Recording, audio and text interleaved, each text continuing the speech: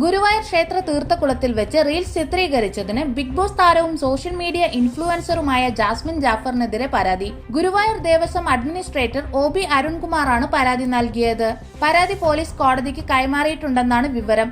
Video ചിത്രീകരണത്തിന് ഹൈക്കോടതി വിലക്കേർപ്പെടുത്തിയിട്ടുള്ള നടപ്പുരയിലും താരം reels ചിത്രീകരിച്ചെന്നും പരാതിയിൽ പറയുന്നു. ജാസ്മിൻ ജാഫറുടെ ഔദ്യോഗിക ഇൻസ്റ്റാഗ്രാം അക്കൗണ്ട് വഴിയാണ് റീൽ പോസ്റ്റ് ചെയ്തിരിക്കുന്നത്. 3 ദിവസം മുമ്പ് പോസ്റ്റ് ചെയ്ത വീഡിയോയിൽ ശ്രീകൃഷ്ണ ഭഗവാനെ ആറാടിക്കുന്ന ക്ഷേത്രക്കുളത്തിൽ താരം കാൽ കഴുകുന്നതും കാണാം. ക്ഷേത്രത്തിന്റെ ഭാഗമായ പവിത്രക്കുളത്തിൽ വീഡിയോ ചിത്രീകരണത്തിന് വിലക്ക് ഏർപ്പെടുത്തിയിട്ടുണ്ട്. അഹിന്ദുക്കൾക്ക് ആ കുളത്തിൽ ഇറങ്ങാൻ അനുമതിയില്ല. എന്നാൽ അനുമതിയില്ലാതെയാണ് ജാസ്മിൻ ക്ഷേത്രക്കുളത്തിൽ റീൽസ് ചിത്രീകരിച്ചതെന്ന് ചൂണ്ടിക്കാട്ടിയാണ് ദേവസ്വം അഡ്മിനിസ്ട്രേറ്റർ പോലീസിൽ പരാതി നൽകിയത്. മതവികാരം വ്രണപ്പെടുത്തിയെന്നും കലാപാഹ്വാനം ഉയർത്തിക്കൊണ്ടുള്ള നടപടിയാണ് ഉണ്ടായതെന്നും ദേവസ്വം അഡ്മിനിസ്ട്രേറ്റർ നൽകിയ പരാതിയിൽ പറയുന്നു.